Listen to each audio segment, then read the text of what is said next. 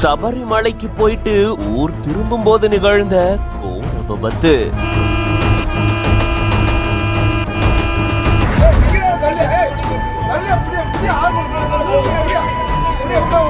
சிறுவன் உட்பட 3 பேர் உயிரிழந்த சம்பவம் பெரும் சோகத்தை ஏற்படுத்தியிருக்கு.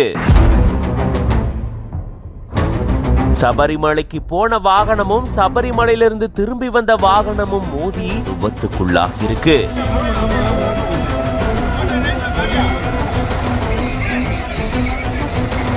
சேலத்திலிருந்து சபரிமலைக்கு பக்தர்களை ஏற்றிட்டு ஒரு பேருந்து போயிருந்திருக்கு. அதே போல கர்நாடக மாநிலத்தை சேர்ந்த பக்தர்கள் சபரிமலைக்கு போயிட்டு ஐயப்பனை தரிசனம் செஞ்சுட்டு ஊர் திரும்பி இருக்காங்க.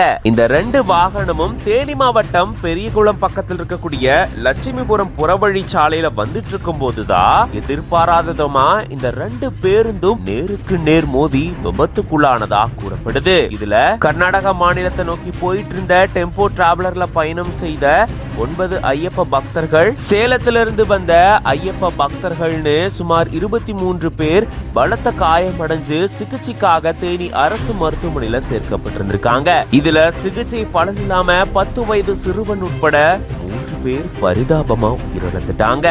மேலும் 20 நபர்கள் சிகிச்சை பெற்றுட்டு வராங்க. இது தொடர்பா அள்ளிநகரம் போலீசார் வழக்கு பதிவு செஞ்சு விசாரணையில் வராங்க. இப்படி ஐயப்ப மலைக்கு போகும்போதும் ஐயப்ப மலையிலிருந்து வரும்பொழுதும் 2 வாகனங்களும் நேருக்கு நேர் மோதி விபத்துக்குள்ளானதுல சிறுவன் உட்பட 3 பேர் உயிரிழந்திருக்கிறது பெரும் சோகத்தையும் அதிர்ச்சியும் ஏற்படுத்தியிருக்கு.